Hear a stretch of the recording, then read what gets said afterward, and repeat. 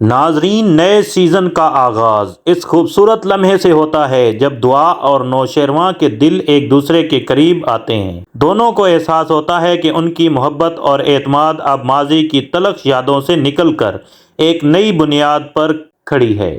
دعا نوشیروان کو یقین دلاتی ہے کہ وہ ہر حال میں اس کے ساتھ ہے، اور نوشیروان اپنی ماضی کی غلطیوں پر نادم دعا کی قدر کرنے کی بھرپور کوشش کرتا ہے۔ دونوں کا ساتھ وقت گزارنے اور نئی یادیں بنانے کا ارادہ دیکھنے والوں کے دل کو چھو لیتا ہے۔ ناظرین، کچھ وقت بعد کشمالہ کو پاگل خانے سے رہائی ملتی ہے، لیکن اس کا دل ابھی بھی نفرت اور بدلے کی آگ میں جل رہا ہے۔ وہ سرفراز سے رابطہ کرتی ہے اور دونوں نے دوبارہ مل کر دعا اور نوشیروان کو برباد کرنے کی سازش شروع کی۔ کشمالہ کی آنکھوں میں زوار کی موت کا انتقام لینے کی چنگاری اور نوشیروان اور دعا کے خوشحال رشتے کو برباد کرنے کا ارادہ صاف جھلک رہا ہے۔ سرفراز فضا کی زندگی سے نکل کر اب کشمالہ کے ساتھ مل کر نوشیروان کے خلاف سازشیں تیار کر رہا ہے۔ اس کے پاس نوشیروان کے کچھ کاروباری راز ہیں جنہیں وہ دعا کے ساتھ اس کے رشتے میں پھوٹ ڈالنے کے لیے استعمال کرنا چاہتا ہے۔ اس نے اپنے آپ کو ایک شریف انسان ظاہر کرنے کا فیصلہ کیا تاکہ نوشیروان اس پر اعتبار کر سکے، مگر اس کی اصلیت کچھ اور ہی ہے۔ سنبل کی شادی شدہ زندگی میں تلخیاں بڑھ رہی ہیں۔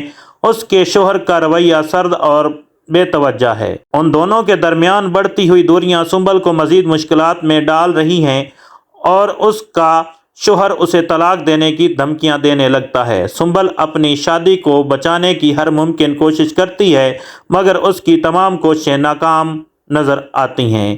سنبل کا دکھ اور تکلیف نوشیروان اور دعا کے لیے بہت فکر مندی کا باعث بنتی ہے، اور دعا اس کی مدد کرنے کے لیے قدم بڑھاتی ہے۔ کشمالہ اور سرفراز مل کر ایک ایسی سازش تیار کرتے ہیں جس سے نوشیروان اور دعا کے درمیان غلط فہمیاں پیدا ہو جائیں۔ سرفراز نوشیروان کے کاروبار میں کچھ مالی نقصانات پیدا کرنے کی کوشش کرتا ہے اور دعا کے سامنے یہ تاثر دینے کی کوشش کرتا ہے کہ نوشیروان اپنی ناکامی کو چھپا رہا ہے اور اسے دھوکہ دے رہا ہے۔ اس منصوبے کا مقصد دعا کو نوشیروان سے دور کرنا ہے تاکہ دونوں کے درمیان دوبارہ تلخی پیدا ہو۔ کشمالہ انتقام کی آگ میں جلتے ہوئے دعا کے سامنے ایک ایسا راز افشاں کرتی ہے جس سے دعا کا دل ٹوٹ جاتا ہے۔ وہ نوشیروان پر شک کرتی ہے کہ شاید اس نے سرفراز کے پیچھے سے اس کے خلاف کچھ کیا ہے۔ دعا کو یہ لگنے لگتا ہے کہ نوشیروان دوبارہ اپنے پرانے رویے پر واپس آ رہا ہے، اور وہ اپنی آنکھوں میں آنسو لیے نوشیروان سے دور جانے کا فیصلہ کر لیتی ہے۔ دعا کے جانے کے بعد نوشیروان بالکل اکیلا محسوس کرتا ہے اور اپنے کمرے میں بیٹھ کر پرانی یادوں کو سوچنے لگتا ہے۔ وہ دعا کے ساتھ اپنے خوشگوار لمحوں کو یاد کرتا ہے اور کشمالہ اور سرفراز کے کیے ہوئے فریب پر اندر ہی اندر ٹوٹ جاتا ہے۔